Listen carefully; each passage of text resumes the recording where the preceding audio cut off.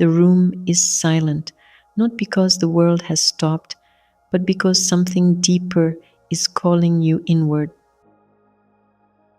Every day, the mind runs in endless circles, thought after thought, fear after fear, desire after desire. You try to control it, you try to silence it. But the harder you fight the mind, the louder it becomes. And then, a simple instruction appears from Bhagavan Ramana Maharshi: be still. But what does that really mean? Many people misunderstand these words. They think spirituality means becoming inactive, withdrawn, motionless. They believe stillness is merely sitting without movement, while the mind secretly continues its storm. But Annamalai Swami revealed the deeper meaning behind Bhagavan's teaching, and his words cut through the confusion with absolute clarity. Bhagavan's famous instruction, summa, be still, is often misunderstood. It does not mean that you should be physically still. It means that you should always abide in the self. Always abide in the self, not occasionally, not only during meditation, not only in sacred places, always, because the self is not something you create. It is what remains when the restless mind finally loses its grip on you. The tragedy of human life is that most people never stop moving internally. Even in silence, their minds scream. Even in prayer, their attention wanders. Even in moments of beauty, the ego keeps talking.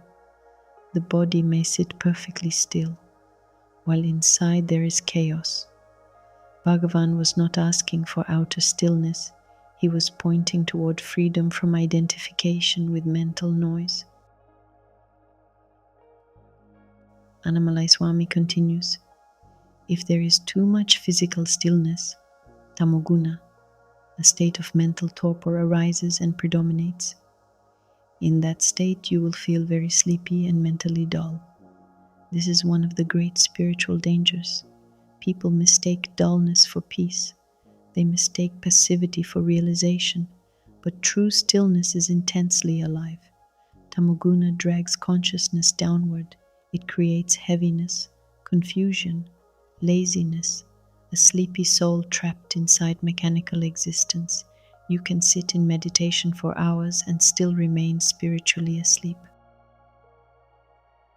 Then there is another force. Rajoguna, a state of excessive mental activity, on the other hand, produces emotions and a mind which is restless. This is the modern world. Constant stimulation, constant reaction, constant movement. People are addicted to mental agitation because silence feels uncomfortable. The ego survives through motion. It needs drama, conflict, achievement, comparison. Rajoguna keeps the mind spinning endlessly outward, and in that spinning, the deeper truth of your existence is forgotten. But then Annamalai Swami reveals the state Bhagavan truly pointed toward. In Sattvaguna, a state of mental quietness and clarity, there is stillness and harmony. If mental activity is necessary while one is in Sattvaguna, it takes place, but for the rest of the time, there is stillness. Read those words carefully. Mental activity may still happen. Life may continue. Work may continue. Conversations may continue. But inwardly, there is silence. Not forced silence. Natural silence. A mind that no longer compulsively runs toward every thought. This is why true spiritual realization does not necessarily remove you from the world. It transforms your relationship with it. The realized being may walk, speak, work, laugh, teach, or remain alone. Externally, life appears ordinary, but inwardly, there is unmoving peace. Thoughts arise when needed, then they dissolve. No unnecessary noise, no endless psychological burden, only clarity. Annamalai Swami continues, when tamaguna and rajoguna predominate, the self cannot be felt. This is the real suffering of humanity. The self is never absent, but it becomes hidden behind dullness and restlessness. Some lose themselves in lethargy, others lose themselves in endless activity. Few discover the middle path of luminous stillness, and without touching that stillness, life feels fragmented, heavy, incomplete. People search everywhere for peace while carrying the source of disturbance within themselves. Then comes the final revelation. If sattva guna predominates, one experiences bliss, clarity, and an absence of wandering thoughts. That is the stillness that Bhagavan was prescribing. Bliss, clarity, absence of wandering thoughts, not suppression, not force, not control, a natural state of being. This is why sages radiate peace without effort. They are no longer drowning in mental movement. They have returned to the center.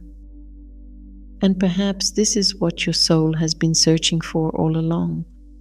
Not more information, not more stimulation, not more endless self-improvement, but the courage to stop identifying with the noise, to remain as the awareness behind all movement, to discover the silence that already exists beneath every thought.